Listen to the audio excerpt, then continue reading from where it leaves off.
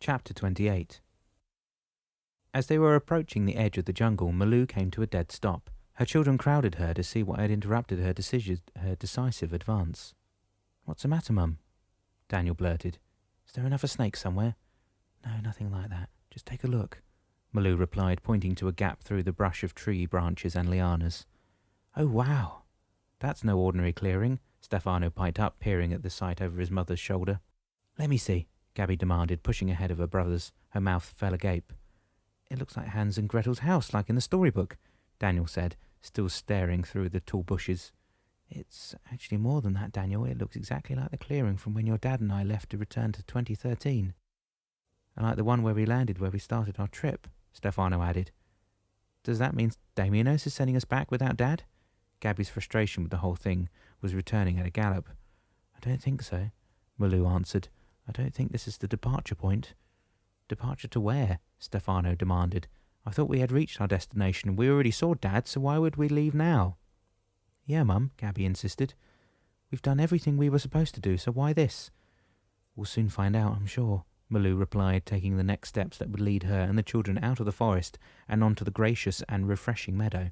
"All right, kids, just follow me and be very quiet." Only the noise of the jungle birds and animals could be heard behind the four of them as they made their way to Hans and Gretel's house. When they were halfway to its door, Malou stopped again. "There's something wrong," she said. "Damianos should be here. He never let anyone enter the house by themselves, as far as I know, anyway." "What do you think it means, Mum?" Gabby asked quietly. "I really don't know, but I suggest we don't go any further for now." Her gaze travelled to each of her children in turn. "Let's sit down and wait for a bit. We've been walking quite a long way, so a rest would do us all a world of good, I think." "What if we return to the boat and wait there?" Daniel asked. "Maybe Damianos was supposed to find us in the cruiser and not out here." Malou shook her head, while the four of them sat down in a circle. The grass was soft and dry. The sun rays were gentle on their skin, and the tranquility of the place soon invited them to lie down. In a few minutes they were asleep. When Dan and Damianos landed in the old house, Dan recognized the lounge room, the bookcases reaching upward to the ceiling and lining the walls on either side of the fireplace. He also recalled the high-backed chairs, the coffee table, and the tattered settee. Everything was the same. "You know, it feels like coming home somehow," he told Damianos before sitting himself down on the sofa. Damianos only smiled in response. "I'm glad you think so," a voice emanating from somewhere near the fireplace said. Dan hadn't seen the little old lady sitting in the wing chair, the back of which was facing the settee. "Oh God, you're here too?" he blurted, getting up in a bound to go to the lady who was standing up now. "How are you, Dan?" she asked, taking a few steps to round the seat. "I'm fine, Solangi, and truth be told, very glad to find you here." Good, Solangi said, going to stand in front of Damianos. "The book is back in its place in the basement, dear. Would you mind getting it for Dan?" "Of course not, milady. I'll be right back," Damianos replied, already disappearing down the hallway leading to the steps to the basement. "But I don't understand, Solangi," Dan began. "Why opening the book again? Haven't I done all 12 tasks already?" Solangi, with the help of her cane, turned to face him. "Why don't you sit down with me and we'll have a chat, shall we?" "Okay," Dan said, going back to the sofa with Solangi. "And why are you not an angel? I mean, you're supposed to have departed by now, haven't you?" "Oh no, Dan, you forgot that you are 25 years younger than the last time you came to this house, and my departure, as you call it, had not occurred yet. Besides, your last visit here was simply geared by your imagination, whereas now you have an enormous task ahead of you, and not quite an imaginary, as you may perceive at present." "You mean choosing an alternative for my future?" "Yours and that of your family, yes." When Gustavo came home that night, and as soon as he opened the door of the apartment, he noticed Nicholas waiting for him. He was sitting on the couch. He smiled when he saw Gustavo plop down on the chair facing him. "Good evening, Gustavo. How are you on this fine day?" "Just peachy, Nicholas. What were you doing here, and where's Dan?" "All very good questions, my friend, and all of which deserve an answer." Nicholas paused, resting his hands over the knob of his cane. "Well?" Gustavo said. "What are you waiting for? I'm tired, I need a shower, and I'm hungry, so what's happening?" Nicholas shook his head. "I think it would be better, given that you're tired, in need of a shower, and that you're hungry, for me to wait until you've taken care of your body, before I clutter your mind with the news." "I appreciate your concern, my friend, but could you at least give me the headlines?" "All right, then," Nicholas agreed. "Dan has gone on a long journey with Damianos. Fabio will be coming back next week as planned, and you may remain here for as long as you like." Gustavo stared at the messenger before he said, "Yes, you're right. I better get cleaned up and eat something before you explain what you've just announced." He got up, went to the kitchen, dropped his lunch pail on the counter, and disappeared in his bedroom. Clad only of a towel around his waist, Gustavo reappeared in the kitchen a few minutes later and went to the freezer. He took a Pyrex plate of spaghetti out of it and placed it in the oven. He switched it on and turned to see if Nicholas was still there. "I'll be back in 2 ticks," he said to the messenger. "Don't you dare move an inch, okay?" "Take all the time you need. I'm not going anywhere," Nicholas said, chuckling. "Ah, here is your answer, Dan," Solangi said as Damianos reappeared in the living room with a wooden box atop his extended arms. "But that's not—" "Hush, Dan. Your book is in that box. Damien had it made especially for it." "But why?" Dan asked as he took the box from Damianos and placed it on his lap. "A question you shouldn't have to ask, my dear boy," Solangi told him. "Remember the Dreamcatcher embossed on the cover?" "Of course. And you couldn't touch it if it weren't for being in this box, now could you?" Damianos only nodded and smiled. "All right then," Solangi said, turning to Dan. "Why don't you open the box and get your book out of it?" For some reason, Dan hesitated. "What's the matter?"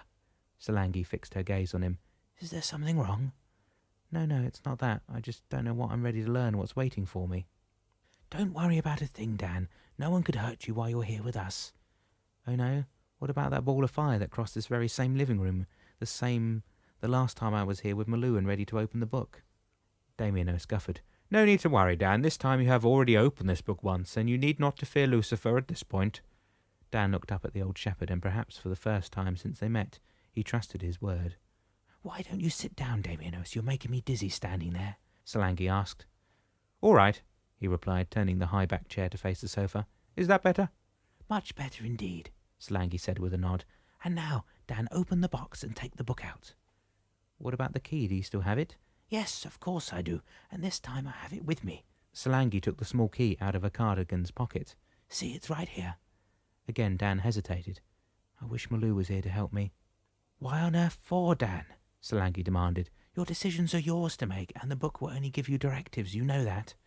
"Yes, but our entire future hangs in the balance, doesn't it?"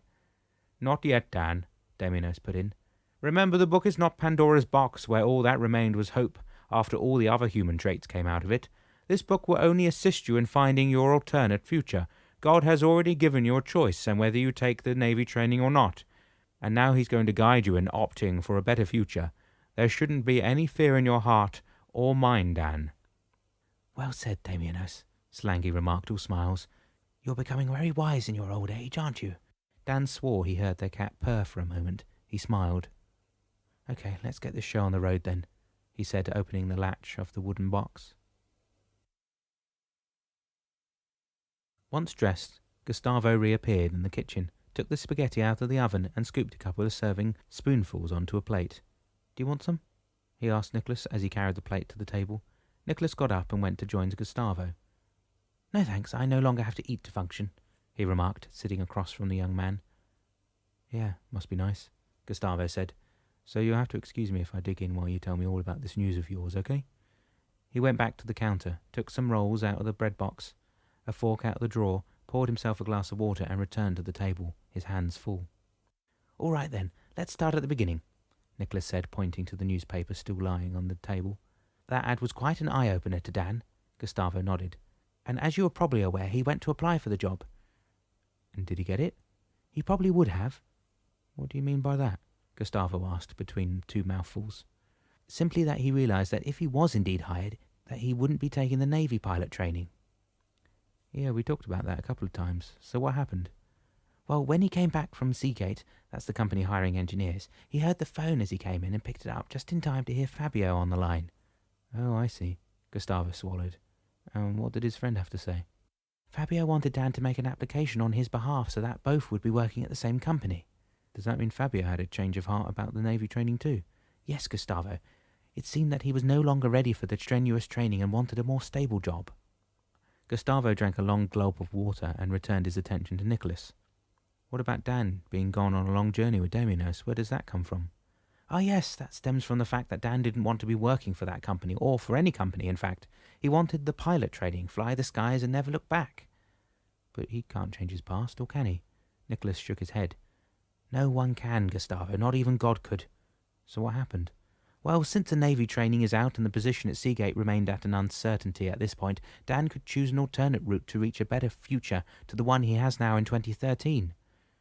Is there anything wrong with the life he's got now? Gustavo asked, wiping his plate clean of the leftover sauce with the last roll. Everything is fine with what he has now, except for one important item. He's not a pilot, Gustavo interposed. Exactly. Sir Damianos, from orders on high, has taken him to visit a place where he could perhaps find an alternative future. What about his family? Gustavo asked, getting to his feet to carry his dish and glass to the sink. They're fine. They will probably join him on their trip toward their new future, and so will you. Gustavo turned from the sink in a jerk to face Nicholas. Could you repeat what you just said? I don't think I heard you correctly. Nicholas chuckled and shook his head. My dear Gustavo, do you think for one moment that your meeting and ensuring friendship happened by accident? I don't know, but now that you mention it, it always seems strange, the way we met, the way I was led to help him, and then you appearing on the scene. Yes, Gustavo, all of it was God's design, and whatever happens from now on will always happen under God's guidance. Nothing left to that so-called chance or lady luck. Well, I'll be damned, Gustavo exclaimed, and then paused before returning to washing the dishes. What about Fabio saying that I could stay here as long as I liked? What do I make out of that? Well, you have a choice. Should you wish to remain here and not to accompany Dan in his voyage, you could stay here with Fabio and continue working at the trucking company. His back turned to Nicholas. Gustavo said, Yeah, could do, I suppose. But I know me. I'll soon be missing the guy and go back to my drinking. He pivoted on his heels. You can tell the boss right now. He's got me. I'm not staying here any longer than I have to. Nicholas laughed. I'm sure he'll be more pleased with your decision, my friend. Most pleased indeed.